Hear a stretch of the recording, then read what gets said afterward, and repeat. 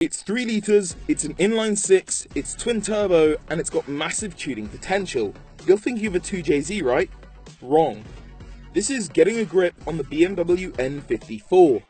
BMW is well known for their sometimes outlandish and unique engines. There have been everything from 6-litre V12s paired to a manual, to 3.2-litre inline 6s revving to 8,000 RPM. But what many don't realise is that BMW has also created an engine that some consider to be the modern 2JZ, the N54. But before we get to the BMW's engine, let's take a look at the actual Toyota 2JZ first. It was a 3-litre inline 6 available in both NA and twin turbo variants. Inside it came equipped with a forged crank and rods, but hyper-eutectic cast pistons. It was mated to either a manual or automatic gearbox. The turbocharged version made 276 horsepower and 320 pound-foot of torque in the Supra, Aristo V and Aristo V300. The BMW N54 debuted in 2007 in the BMW 335i. It was a 3-litre inline 6 with twin turbos. Inside, it came equipped with a forged crank and rods, but hyper-eutectic cast pistons. It was available with either an automatic or manual transmission, and evolved from its NA relative, the M54. Power stood at 302 horsepower and 300 pound-foot of torque in the N54's first iteration, but that eventually pushed its way up to 335 horsepower and 330 pound-foot of torque. Now, the thing that made the 2JZ so incredibly popular, and something that still makes it a legend today, is the immense potential for power when you throw some more boost at it. Power can increase by over 100 horsepower with as little as a few $100s in mods. And figures of over 1,000 horsepower are perfectly achievable, so how does the N54 compare? Just like the 2JZ, swapping to a larger single turbo is a common practice and can turn the N54 into a monster of a power plant.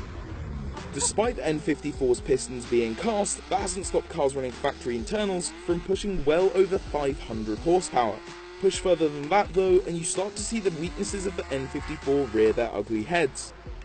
While many have hit around 800 horsepower numbers in the N54, it lacks one of the things that made the 2JZ so great: dependability. For perspective, 2JZs have been recorded pushing over 1,000 horsepower on stock internals bar uprated camshafts. Essentially, while the over-engineered 2JZ will just take more and more boost, most who shoot for high power in an N54 may start to see problems not long after their dyno sheet gets printed.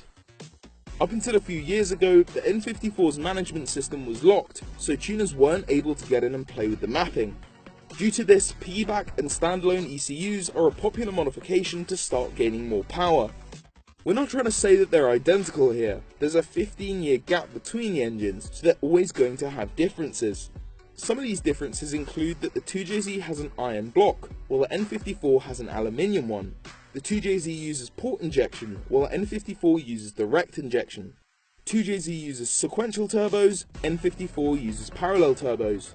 While the 2JZ only added single camshaft VVT in late 1997, the N54 has dual VVT as standard.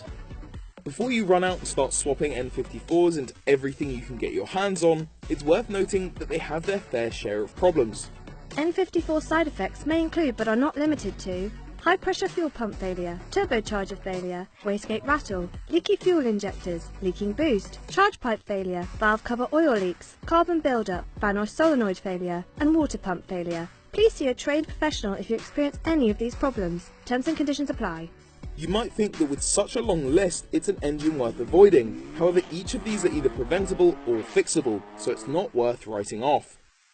So while the N54 may not be the dependable workhorse the 2JZ is, it's an easily sourceable turbo inline 6 that takes the tuning like an MR2 takes the snap oversteering into a tree. Next year, we'll see Toyota bring back the Supra name, but what's interesting is that it's being co-built with BMW as the Z4's brother. Leaked documents hint that aside from the 4-cylinder options, there could be a 3-litre inline 6 turbo available, so now that partnership makes just a little bit more sense.